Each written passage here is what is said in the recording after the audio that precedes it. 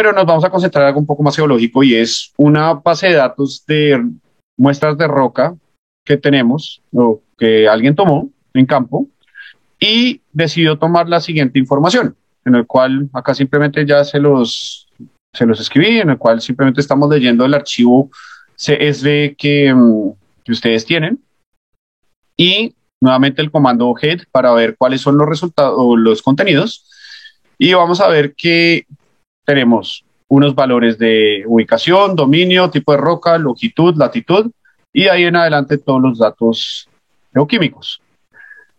Lo que les venía mencionando anteriormente, y es bueno que siempre lo tengan en cuenta, es qué tipo de variables tenemos primero. Entonces, esto nos da ya un poco de contexto. Entonces, todas las variables geoquímicas son variables continuas. La longitud y la latitud también son continuas, pero el tipo de roca vemos que no es continuo. Esto no es simplemente decir que algo es andesita y algo es andesí, sino hay que utilizar una clase para definir esto. Y la clase básicamente nos va a decir o podemos asignarle un valor en específico, que es un 1, un 0, y dentro de los cuales tenemos la andesita, la riolita y otra roca que ahorita no recuerdo. O sea, hay 3 tipos de roca y a cada una le vamos a asignar un valor, que simplemente sigue siendo una clase, pero lo que les venía mencionando anteriormente, los modelos manejan números y no palabras. Entonces, vamos a ver más adelante a qué me refiero con esto. Sin embargo, vemos ahora cuáles son los contenidos y esta parte no la hice adrede para que ustedes lo hagan, que es lo que veníamos haciendo anteriormente, que es toda la auditoría de datos. En este caso voy a suponer que este archivo está bien, que no falta ningún dato. Sin embargo, ustedes les recomiendo que hagan el análisis de histogramas, hagan el análisis de la matriz de correlación y en específico hago, por ejemplo, el comentario sobre los datos geoquímicos y es, si ustedes tienen experiencia o no, los datos geoquímicos no siempre se comportan normalmente, sino hay que transformarlos para que se comporten como tal. Entonces se puede aplicar una transformación logarítmica, una transformación exponencial, este tipo de cosas, o de raíz cuadrada.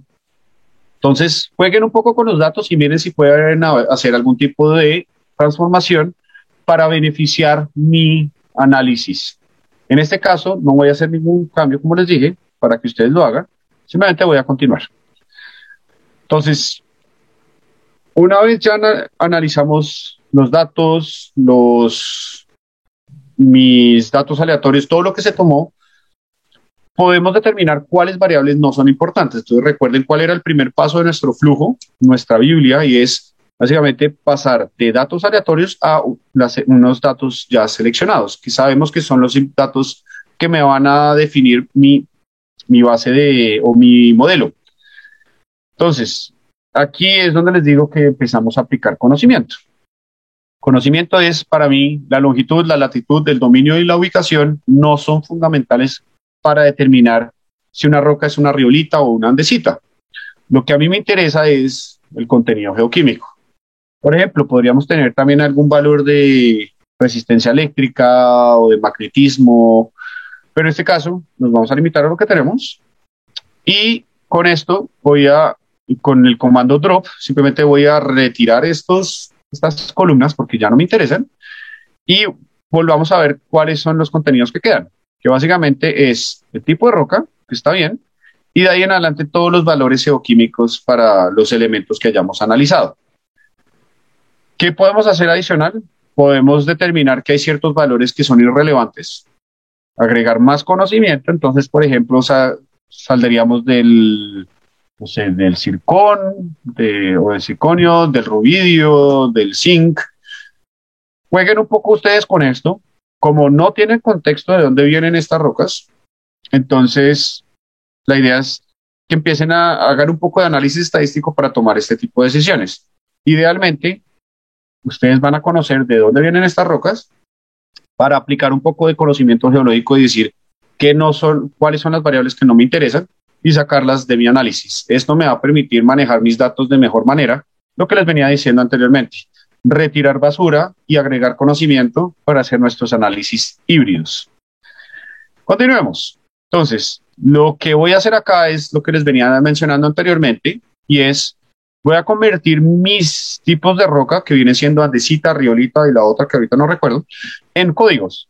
Entonces, ¿qué va a hacer este proceso? Va a convertir entonces mis clases en un código en específico. En este caso le estamos asignando a la andesita un valor de 0 y a la riolita un valor de 2. La otra o el otro tipo de roca que tenemos le estamos agregando o le estamos asignando un 1. Finalmente, en este caso, por ejemplo, analizamos que tenemos 21 columnas. Entonces tenemos 21 datos de las rocas. Sin embargo, vamos a hacer un análisis que ustedes siempre tienen que hacer esto, y es lo siguiente. Abrir el dato de Excel y vamos a ver que efectivamente tenemos 600 entradas, o bueno, 599, porque le restamos esta. Entonces estamos perdiendo algunos datos, tal vez porque no están en algún formato adecuado. Entonces la idea es que ustedes empiecen a analizar este tipo de cosas para ver que no estén perdiendo ningún tipo de información o algún tipo de columnas. Y acá viene, por ejemplo, un qué, algo que nos afecta en el proceso y que a ustedes tienen que tomar la decisión es, a veces nuestros análisis, por ejemplo, XRF del niobio, está debajo del límite de detección. Cuando pasa esto, usualmente estos números vienen acompañados, por ejemplo, de un menor a, que convierte mi celda en valores, en strings, en palabras, por así decirlo. Lo que significa que mi modelo no lo va a poder leer. Y por eso, al final, esto no lo vamos a poder utilizar. Esta es la auditoría de datos que les digo anteriormente. Sin embargo, voy a continuar para explicarles el proceso y ya en el tiempo ustedes tienen que hacer este análisis. Continuemos. Ahora, ¿qué quiero hacer? Voy a simplemente guardar los valores de las rocas, porque esto va a ser importante después, van a ver por qué. Y voy a separar mis valores X y Y en X van a ser todos mis valores, mis atributos que quiero utilizar. Entonces, en este caso, los datos geoquímicos. Y por el otro lado, mis valores Y van a ser mis códigos. Mis códigos van a decir, ok, listo, esto es tal cosa o tal otro. Vuelve y juega. Como mi modelo no entiende palabras, me toca utilizar los números. Continuemos.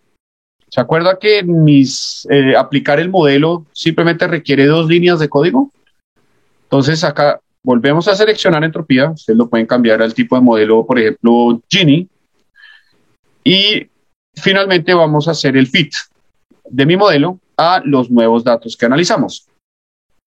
Acá simplemente estoy obteniendo los valores objetivo, entonces el tipo de roca. Simplemente acá es seleccionar cuáles son los valores únicos. Acá estoy guardando cuáles son los nombres de todas mis columnas. Y finalmente con eso puedo armar mi árbol de decisión. Antes que cualquier cosa, quiero preguntarles, ¿ustedes harían manualmente esto? ¿Se justifica hacer manualmente esto?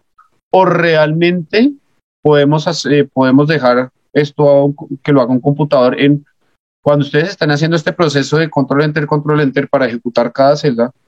Pues se van a dar cuenta que esto no requiere más de, ¿qué? 3 minutos. Entonces, esta es una de las grandes ventajas de utilizar los computadores para hacer este análisis, el Machine Learning, para optimizar los tiempos. Dentro de mi análisis o dentro de mi modelo, les recomiendo, por ejemplo, que revisen la descripción o el manual, la descripción del modelo, del Decision Tree Classifier, dentro de sklearn. Por ejemplo, acá tengo abierto el de las redes neuronales que vamos a ver, y analicen que, por ejemplo, se puede definir o bloquear qué tan profundo llega mi árbol.